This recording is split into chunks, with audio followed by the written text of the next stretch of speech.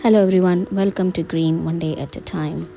It's the last week of May and it deserves a small allotment tour and a lot of planting out.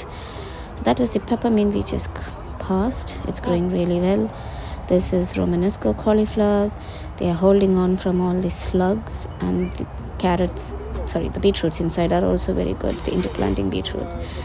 The cabbage bed, the cover has been blown off from the recent wind and it's been pecked by pigeons. The potato bed is growing really nicely, no concerns there. My kale bed or kale varieties under the net so that the pigeons are kept off.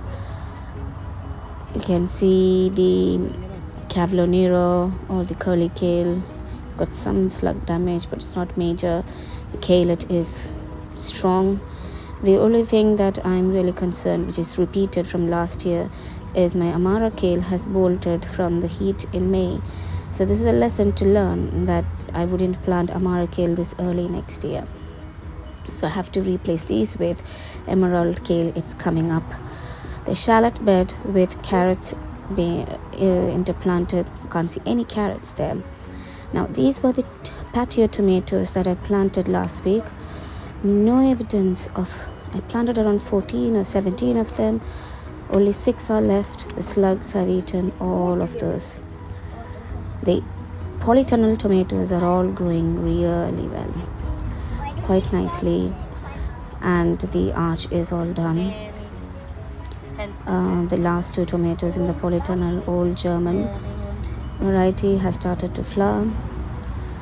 Now it's time to do the big plant out of beans. This is runner beans and borlotti beans. This arch would get runner beans, and we are going to plant out all the runner beans on this side of the arch. Fairly good germination rate. I've planted around 16 and only lost 2, and they've got good root structure as well.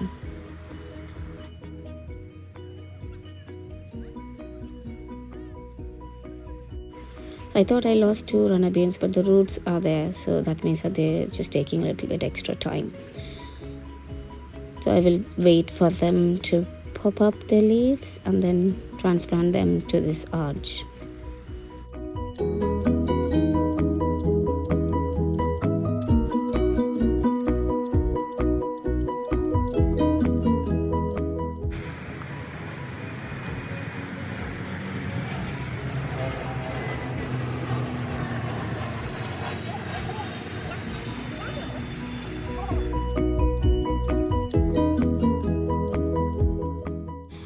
Now it is dwarf French bean time.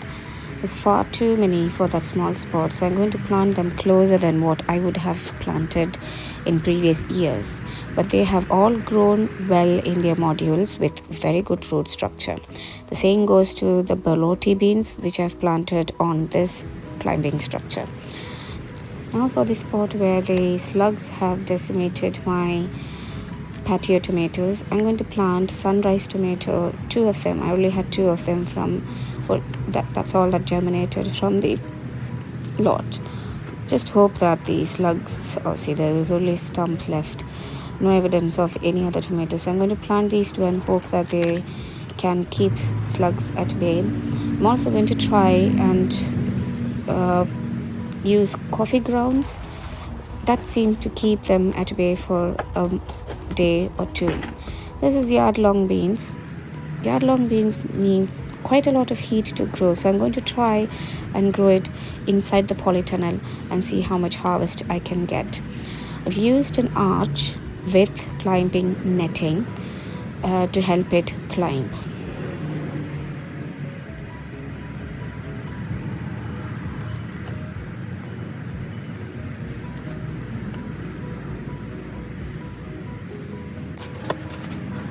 Water them really well so that I can settle into the soil, and on the same treatment with the coffee grounds to keep the slugs at bay for at least a day or so. I'm going to put them on this tomato plant as well. This is the yellow pear. These are some seeds of red amaranth, that's what I'm assuming, and it's mixed with some kind of a bean. It looks very interesting. So I'll sow this. Most probably these will be climbing beans. They are not dwarf or bushy beans. It's the same thing. This is red amaranth with some sort of a bean. This is not the original color. I'm sure this is colored to give it some sort of difference, but this is the original coloring of the bean. So I've got some modules prepared to sow these. Because these are bigger seeds, they have to be pushed into the modules. These are very tiny seeds, so I will just sow them on the surface and lightly cover them.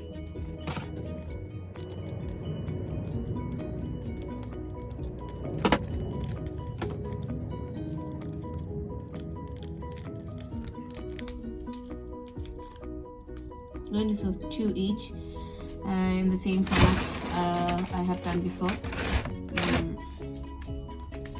6 seeds in here. So sow 2 each, so 3 modules. So if they germinate, both germinates, then I'll just sow them, plant them together. If only one germinates, then that's it. Yeah. But they look very interesting.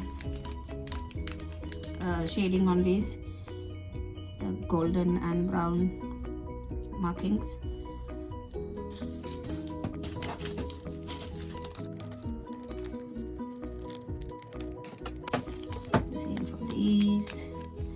There's more seeds in this, so I will sow again all of the seeds because I don't think they will last for more than this year.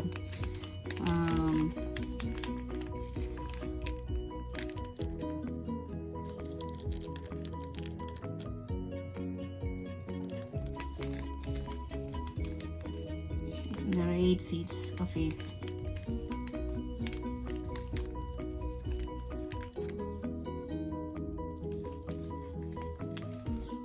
No, there are 10 seeds.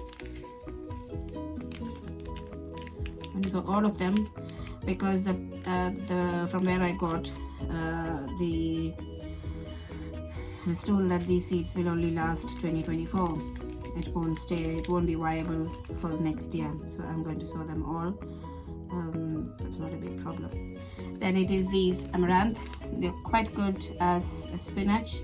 They bolt very quickly. And the seeds are extremely tiny.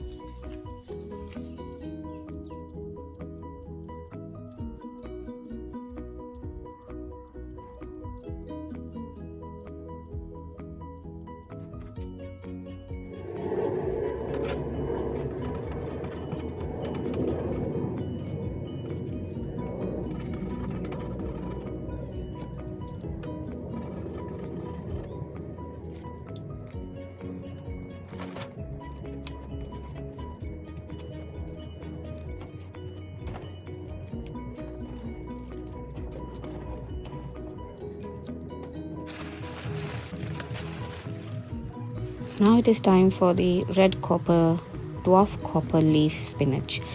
I've recently harvested some from my winter stock, and these stems, some of the stems are will very easily catch on and start growing. So you can just simply break the growing tips off, break this one big one into 3 small pieces.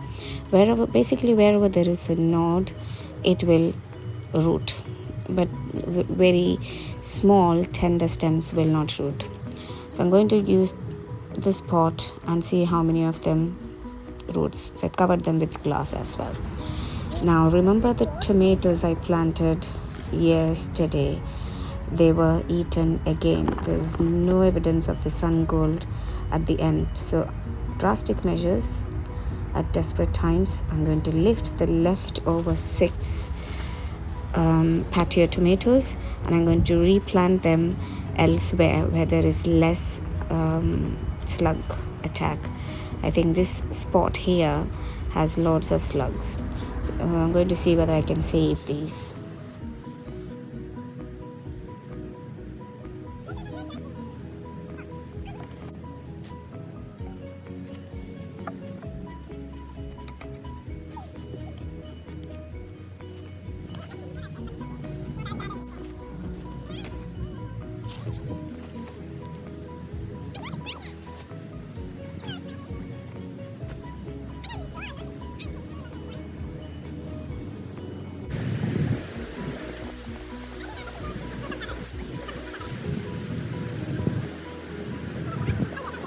Watering is a major task now. There's so many of them planted out that requires water for the days when it is really hot. So the bank holiday, we only had 1 day of rain.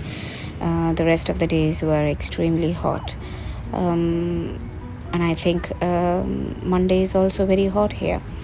So watering everything that needs water, especially in the greenhouse and polytunnel where there's no chance of getting any rainwater. There's plenty more to do. All the squashes needs going out. The climbing beans hasn't gone out yet, but the weekend has come to an end, or the day has come to an end. I hope you have enjoyed this video.